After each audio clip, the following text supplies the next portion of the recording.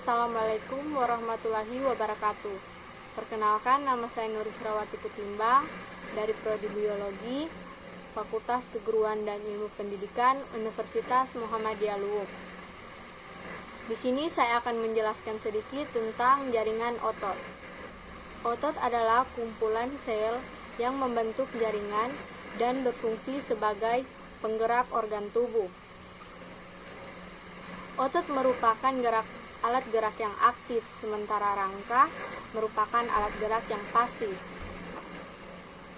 Gerakan organ tubuh yang terjadi adalah kerjasama yang rumit antara serabut otot dan otot. Rangka tubuh manusia dibungkus oleh otot yang disebut daging. Dengan adanya otot, maka tubuh manusia dapat digerakkan. Otot diklasifikasi menjadi 3, yaitu yang pertama otot polos, yang kedua otot lurik atau otot rangka, yang ketiga otot jantung. Mari kita bahas satu persatu mengenai klasifikasi otot. Yang pertama ada otot polos. Otot polos berada di dinding organ internal manusia, seperti pembuluh darah, saluran pencernaan, kandung kemih, serta rahim. Kenapa disebut otot polos? Karena tidak memiliki lurik atau garis-garis melintang. Otot polos berjumlah 1 dan terletak di bagian tengah dengan warna yang polos. Otot polos gerakannya dioperasikan oleh sistem saraf otonom dan tidak berada di bawah kendali sukarela. Otot polos memiliki ciri-ciri sebagai berikut. Yang pertama, berbentuk gelondong dengan kedua ujung meruncing. Yang kedua, mempunyai 1 inti sel.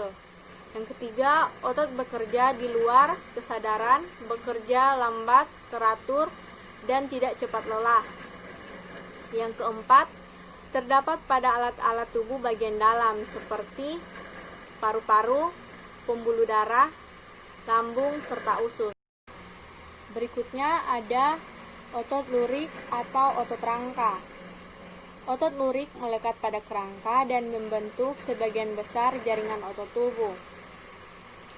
Serat berinti banyak berada di bawah kendali sistem saraf somatik dan menimbulkan gerakan dengan kekuatan yang diberikan kepada kerangka yang mirip dengan tuas dan kontrol.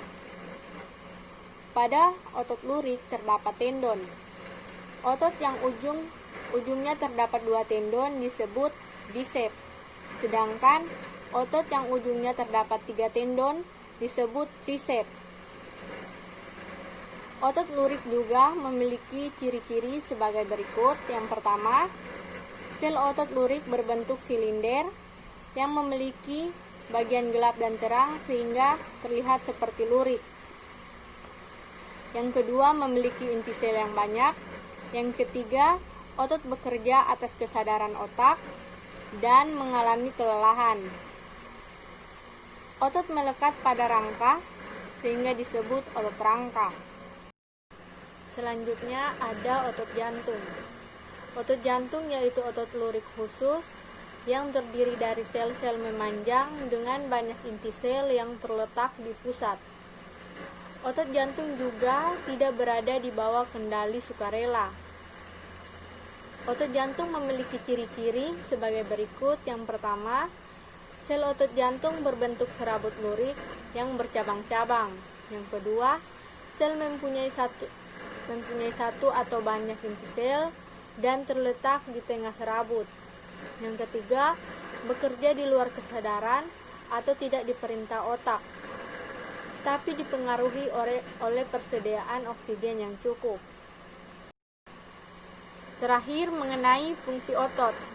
Fungsi otot yaitu membantu sistem peredaran darah, membantu pernapasan, membantu dalam proses pencernaan, membantu dalam proses reproduksi, serta menjaga keseimbangan tubuh.